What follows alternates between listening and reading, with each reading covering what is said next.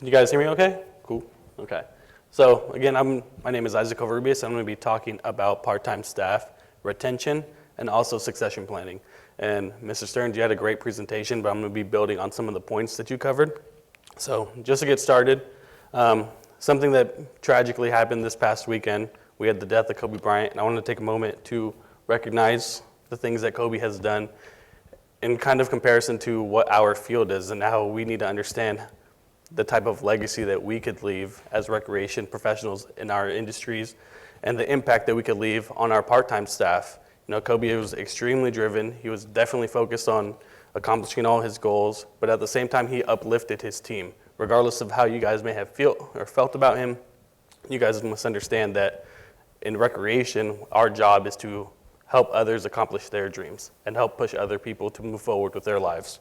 So, a little bit about myself. I grew up in Santa Clarita. I was a part-time staff since 2011 before, as I'll move on forward, I was able to accept a full-time position elsewhere.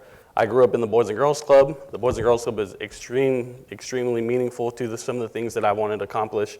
It helped me realize that recreation could be a career. You know, growing up in the Boys and Girls Club, I played high school basketball. When it came time to finally decide what am I going to do for college, what am I going to do for my career, I was like, I don't know anything other than sports, so what am I going to do? Talked to my mentor there, John Kim. He pushed me to recreation. I was like, cool, can I get a job with you? And he was like, no. Unfortunately, the Boys and Girls Club at that point wasn't hiring. They were in a hiring freeze. They were going through some financial situations. So he's like, hey, you should go to city government, go to Parks and Rec. And unfortunately, growing up in AAU basketball, I did not want to be a part of the stigma of youth sports. And I felt like it was beneath me. And it wasn't until I actually went into youth sports that I realized that, hey, I can uplift this stigma. I can actually make this better for other individuals. I can give a better experience to the patrons and the people in my community. So I love professional development. Unfortunately, for part-time staff, there really are not any opportunities for professional development in our city government, at least from Santa Clarita. I was a member of CPRS since pretty much 2016 once I decided to focus on my career. And I went through and got my certified youth sports administrator training. I went to Long Beach. Unfortunately, all these things I paid for out of pocket. And I mean, that kind of sucks for me as a part-time staff to have to go through those things and pay for my own hotel, pay for the actual conference, pay for the certification, but I was driven to just push for professional development. One of the other things I decided to do was also be a member of NAYS. I'm also a member of the Southern California Municipal Athletic Federation, and I've always been pushed to just do as much as I can to help pretty much increase my resume. So one of the questions that I'm going to be asking you guys today is, why should anyone want to work for you? Everyone here pretty much is a recreational influencer and has some sort of capacity in the hiring process. And as part-time staff, we need to understand it's not just about getting a paycheck. It's not just about getting, as Bill Clinton said, a hand out. You're here to give your staff pretty much a hand up and everything. And we need to understand that you have to have something to offer for part-time staff as well, and kind of building off, again, of what Mr. Stearns was saying. So I was having a conversation with one of my professors that is not here today, with Heather, and she had told me, she's like, my job is not to pretty much keep me there. My job is to help you get a job somewhere else. And as full-time staff, we may not necessarily be in the capacity of our mindset of, how can I help this person grow into something else? It's more about, at least from my experiences, how can I just be a resource to this organization, and how can they keep me there? And unfortunately, in unintentional and intentional ways, that kind of hurt my growth. And my skill set within Santa Clarita was coaching, retention, and recruitment. And so I'm in charge of recruiting parents and training our coaches to be pretty much coaches to our whole participation. And we had about 5,000 kids every year. So it was really refreshing to hear that Heather unfortunately wanted us to grow and wants us to have different opportunities and push us to be other people. So some of the resources that were extremely meaningful to what I was able to accomplish in Santa Clarita was the idea that all your part-time staff at some point will leave. And it kind of sucks to think about that, like, oh, this person's a great resource to me, but how can I keep them here? And it's not about that. It's about teaching new skills. It's about teaching transferable skills that they can take to their next and future jobs and opportunities. So one of the first things I decided to create in my role in part-time in charge of coaching retention was to create an operations manual just for my role. We had about 6 part-time staff in different leadership capacities, one in charge of referees, one in charge of part-time staff schedule, one other one in charge of other contractors, another one in charge of special events, and someone in charge of marketing. And each one of us, pretty much, we had no operations manual. We stepped into our roles, and we're just going off of verbal suggestions from our supervisors. And I felt like there was an issue with that. One important aspect that you need to pretty much include in all your part-time staff training is cross-training into different roles. And our 6 part-time staff ended up doing everything that our specialist was doing at the time. So it helped that we all had a part of what our specialist's role is. So eventually, if we moved on to that, we were able to have already the tool belt to be successful in our next jobs. So my operations manual pretty much included my prompts for how I recruited coaches, how I was able to create schedules to make things easier for them, pretty much prompts word for word of what I would say. And then it talked about other roles within our part-time staff and how they could better be successful in their positions. Another opportunity we created was a program called the Youth Employment Services, which helps develop your pipeline. And I know we talked about a little bit earlier about don't start too early or something like that, but one thing that's very important is you already have programs and you already have access to pretty much your community and your population. So you should be thinking about how you can better appeal to this community and how you can develop this pipeline for them to come into your organizations so you could hire them in the future. And this Youth Employment Services program is pretty much a high school program where we're able to bring kids in, put them in different city positions, and teach them the basic skills of having a job. And then eventually, once they completed that 6-month program, they had the opportunity to get hired within our organization.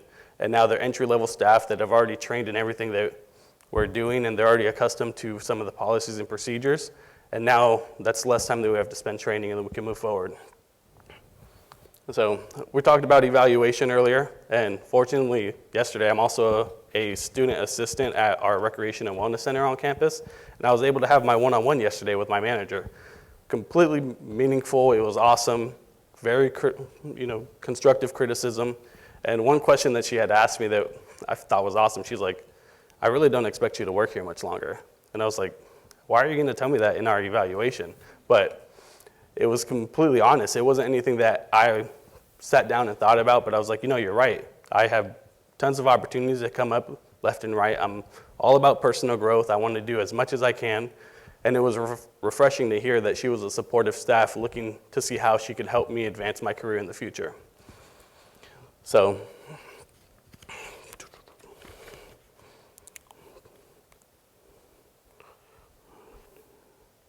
the next thing I want to talk about is make sure those one-on-ones, listen to your staff, challenge them, see what opportunities they want to take advantage of, see where they want to become better, well-rounded individuals, see some of the things that they want to accomplish within your organization, and also see if it's something that they don't want to be a part of, because you don't want to put staff in positions where they can't succeed.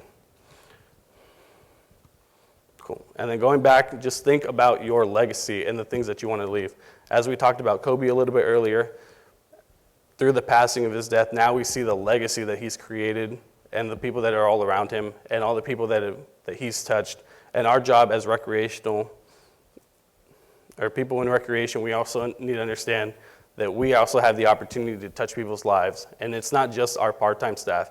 We're able to touch our community members. We're able to touch people around us. We're also able to touch people in the family. But cool, and that's it.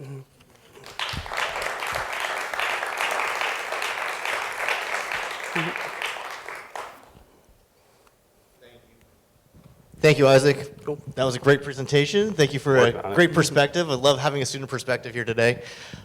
Questions? Well, we'll do Chris last. He's got a vested interest in his students. Isaac, thank you for presenting. You mentioned earlier that there isn't a lot of funds to send part-time staff to trainings. Do you have any suggestions for your organization or other organizations on how they could help part-time staff get to trainings? I mean, partially pay. Some of the other things that I did was scholarships on the side. I applied for some, I mean, within the Southern California Municipal Athletic Federation, and then I think I applied for a couple within CPRS that were just specific to those conferences. But probably something like that where there's a fund to send them would be extremely helpful. I was able to jump on with my program specialist just to jump in this hotel room and pay them some money just to be able to have the opportunity of somewhere to stay, so I didn't have to take on that whole cost.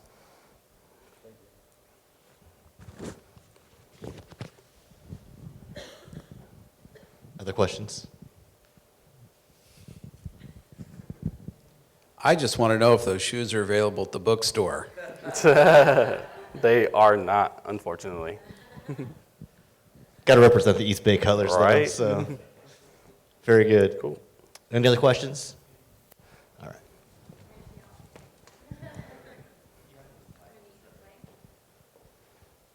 Thank you so much for providing the student perspective today. I know you were talking about your next steps in career. What is something you're looking for your next employer? What would really attract you at this point? I feel like one of my biggest issues when I was part-time staff was always being told you had to have a degree. And so that's kind of why I decided to just focus on school. Something that I'm actually looking forward to is more developing on research. There's a lot of things I want to do with coaching education as far as our volunteer coaches. And I feel like there's a lot of holes and gaps in there that need to be addressed. And that's kind of more like what I'm looking forward to. Cool. Any other questions? All right. Well, thank you, Isaac. Appreciate it. Great presentation.